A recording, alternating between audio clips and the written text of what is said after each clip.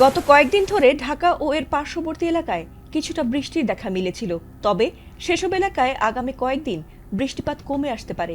যদিও আগামী কয়েকদিন দেশের অন্যান্য বিভাগে ঠিকই বৃষ্টির সম্ভাবনা রয়েছে বলে জানিয়েছে আবহাওয়া অফিস। আবহাওয়া অধিদপ্তরের তথ্য মতে গত 6 ঘন্টায় রাজধানী ও পার্শ্ববর্তী এলাকায় কোনো বৃষ্টিপাত হয়নি, আর তাই এদিকে বৃষ্টির কোনো সম্ভাবনাও নেই। ফলে রাতের তাপমাত্রা সামান্য বাড়তে পারে। এছাড়াও আগামী 24 ঘন্টায় দেশের 3 বিভাগে অস্থায়ী দমকা হাওয়া সহ বৃষ্টি বা বজ্রবৃষ্টি হতে পারে বলে জানিয়েছে আবহাওয়া অফিস। দেশের অন্যান্য এলাকায় আকাশ মেঘলা থাকলেও আবহাওয়া প্রধানত শুষ্ক থাকবে। সারা দেশে দিনের তাপমাত্রা 1 থেকে 2 ডিগ্রি সেলসিয়াস এবং রাতে কিছুটা বাড়ার সম্ভাবনা রয়েছে।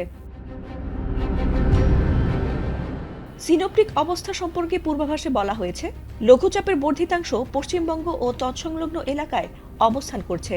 মৌসুমের স্বাভাবিক লঘুচাপ দক্ষিণ বঙ্গোপসাগরে অবস্থান করছে, আর তাই পূর্বাভাস অনুযায়ী 23 থেকে 26 মার্চের মধ্যে দেশের বিভিন্ন স্থানে বৃষ্টির পরিধি ক্রমান্বয়ে বাড়তে পারে।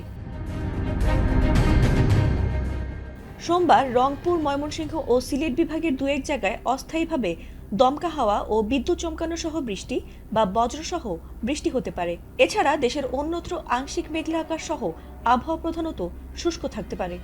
এছাড়া সারা দেশে দিন ও রাতের তাপমাত্রা সামান্য বাড়তে পারে। এদিকে পরদিন মঙ্গলবার রংপুর, রাজশাহী, ঢাকা, খুলনা, ময়মনসিংহ ও সিলেট বিভাগের 2-1 জায়গায় অস্থায়ীভাবে দমকা হাওয়া ও বিদ্যুৎ চমকানো সহ বৃষ্টি বা বজ্রসহ বৃষ্টি হতে পারে।